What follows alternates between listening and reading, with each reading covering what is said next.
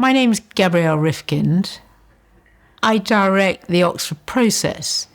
This is a conflict resolution organisation, and we work quietly behind the scenes to prepare the conditions or ripen the conditions for peacemaking.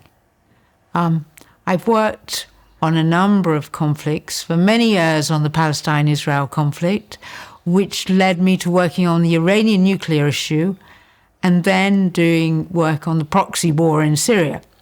So often we understand conflict through geopolitics and power. And actually managing conflict is around understanding the human mind, what motivates people, why they behave in particular ways, what is the impact of humiliation, marginalization, exclusion. How does this affect people? How does this actually determine more extremist behavior and radicalization? And of course, issues of war and peace. I started my work life as a probation officer. I remember the very first thing I did, I took a wife to visit her husband in prison, and he had been a murderer. And initially it shocked me. And then the more I became involved, the more I began to understand all our vulnerability and our capacity in all of us to behave in ways that are destructive. And it's so much easier to imagine only other people do this and to think about them and us. And perhaps this example is rather extreme, but I think in all of us we have the capacity to do good and evil. And I think if we can recognize our own self-destructiveness and take responsibility for it and not project it out to others, I think it increases our capacity for empathy and to understand other people who behave in ways that we find so unpalatable, so distasteful, and so unacceptable. In terms of what creates extremism, well, I suspect there isn't one straightforward answer, but I don't think anybody is born as a baby as an extremist. I think people are born with the potential to be benign and destructive. And this is dependent on their environment and what they are fed with their mother's milk. Many of the people who join extremist positions actually have had often quite deep traumas in their own family. But then there's another layer. There's the whole socio-political culture and what's happening. And so it doesn't come from nowhere. And it's the interaction between both. So if we start there, if we think about what a baby needs, a baby needs to feel secure. It needs to be loved. It needs to know that people are looking out for it. Now, when this begins to go wrong, and often when families are living in conflict, perhaps they're displaced, perhaps they've experienced enormous violence, it's very difficult to provide some of that. It's not as simple as to say that these people have come from backgrounds of poverty. In fact, what was shown at the time, if we looked at Islamic State, some of them actually came from quite prosperous families. But what happened was they were culturally displaced. So maybe they came from very conservative cultures. Perhaps their parents had come from certain countries that were conservative, and then they were thrown into a more liberal culture that actually was extremely confusing and left them conflicted in terms of identity and almost like an internal split inside them about where they belonged. And when it looks like maybe your own family can't offer you the stability or security that you want, you look for a group that offers you safety, that offers this sense of belonging, that you're part of, that you identify with, and maybe gives you a kind of simply black and white bipolar thinking in terms of ideas around good and bad, because the kind of more grey, nuanced complexity position is more difficult to manage. So you're looking for a kind of simple ideas in which you can belong and you feel included. It's not unusual for some kind of experience in the family in which people have felt that they have not been properly protected or looked after, or their world is safe. What happens is the boundary of safety is broken, and you can no longer feel that your family represents a safe space. So if you're dealing with this trauma, what you then look for is another sense of belonging. But if you can't find a healthy form of self-expression, you are therefore at risk of turning to something that is more extremist, in which your identity is around belonging, and where you feel looked out for by and protected by this group. So what we have to look at is what are the conditions in which people move to these extremes. I mean, certainly there might well be underlying grievances and good reasons for this, and these need to be addressed. But it also might well be mixed with some internal sense of grievance in terms of the life's been doled out to you. And so what we're talking about is what it's like if you feel like an outsider, and how this makes you more at risk to actually identify with extremist positions. So if we take that as our premise, what do? How do we get into the mind of people who think differently to us? How do we learn to actually empathize potentially and get into people's minds? Is it possible to create spaces in which people cohabit and begin to understand the other? So this could be, now one would hope this happens in schools, communities. It used to happen more within religious spaces, but that would mean that people are not living in these siloed worlds, but that you have multicultural, multi-religious spaces, or you have community spaces around that actually where you bring together people from very, very different worlds. Because actually for this to shift and for us to not feel this sense of superiority or contempt for the other, then we have to humanize the relationships. When we get to these kinds of extremist positions, empathy is not the natural response. We don't necessarily want to empathize with people who think differently to us. We are more comfortable positioning ourselves with people who are like us, who think like us, who even look like us. Our empathy often lies with them because inside we believe they are us, or something like that gets merged and muddled.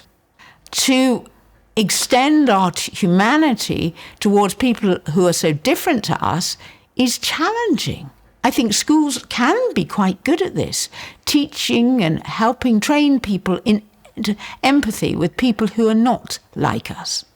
So I think we have to, right from the beginning, put in foundations in which people actually interact and understand each other's worlds. Now, there's all different ways this can be done. I was thinking of the idea of turbocharged volunteering, in which you got people in the community from very different backgrounds to actually have contact, interact with each other. But most of all, they were going to do this by understanding the world, the lives of people who think differently. This could be done through religious arenas, but what would matter is that different religions actually had spaces where they learnt to respect and understand the other and understand their beliefs. One could call it breaking bread together, something like that. I certainly passionately believe that if we put a lot more energy, resources, not into bombs and bullets, but into helping people communicate and even perhaps try and develop their empathy muscles, we would be in a much better place. By creating community spaces in which people learn about the other, this is profoundly important. What has happened is through social media, people have started living in these siloed communities and only talking to people like themselves. It would be fine to challenge these beliefs. So if you absolutely passionately believe in abortion, then why wouldn't you want to challenge the beliefs of the other side? But the more important thing is, does it work? Does it change minds? And maybe all you can do is experiment and find out on this. Or does it harden minds? Does it make people, if they are challenged about their core belief, actually just hold on to what they believe even more strongly? I mean, I would say in answer to that, experiment. People are different. Find out. But if you find that people are passionately attached to their beliefs and it looks like you're not going to change minds, I mean, there's a certain paradox that in my profession, which supposedly is about changing minds, that maybe there are times you can't change minds, but you have to manage these differences and you have to manage them sensitively. Let's go back to the abortion issue. You're not going to just be convinced by the rational logic of the other side, because it is deep inside you. You might, though, be influenced if you heard people's stories and the degree of suffering on both sides. That might influence it.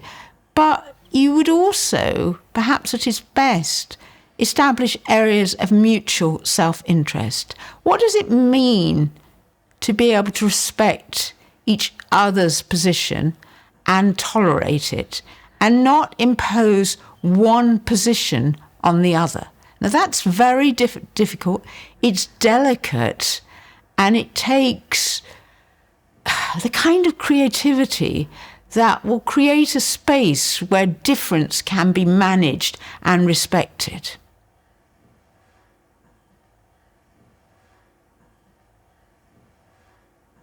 When we're trying to understand conflict, of course, it's in part determined by people fighting over territory, over land, over resources, over water, over oil, over gas. All that's true. But underneath it, it's also about identity and how this is being constructed and who we think we are. And so much of that is about history and trauma. If we look at the Northern Ireland conflict, where we had two groups who were, again, living in completely separate communities and had very little contact with each other, went to separate schools, had very, very little, different churches, very, very little spaces, or probably no spaces in which they interacted. And then they had this sense of identity and how it was created. And a lot of this is around history and grievances and injustices. As I've just explained, it's often a fight over resources, real resources. But I think the missing bit is we don't spend enough time understanding people's states of mind and how it has been shaped by their histories and by their traumatic histories. And I think we can never change this because this has happened. And often political leaders enlarge this, they play on it, they magnify it. And people are very susceptible to this. But actually what matters more is that their histories are understood and they are recognised and they are not denied. I think when there's, when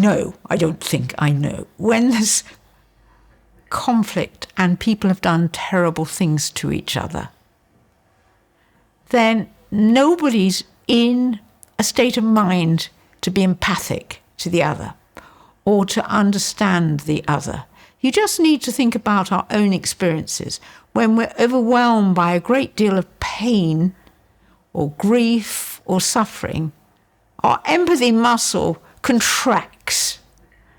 Our capacity to think about the other absolutely reduces. It's not always possible to understand the other. When you've really suffered, you're not really that interested in the suffering of the other.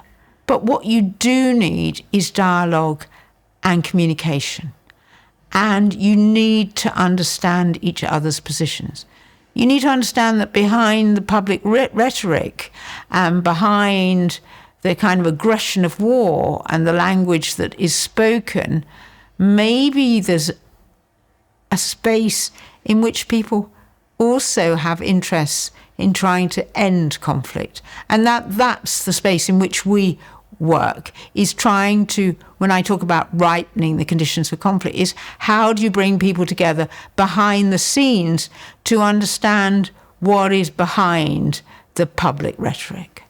We tend to live in a world in which we either exacerbate conflict and magnify it, or it goes underground. Now, what I'm interested in is how conflict can be actually communication, and how that we don't have to be frightened of it, or that it doesn't become explosive and out of control, because then it's in the realm of an emotion in which we haven't communicated.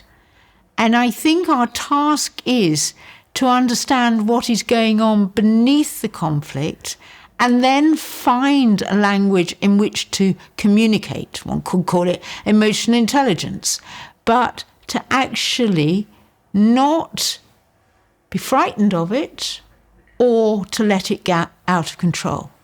So everything to do with conflict could be a space for creativity and communication.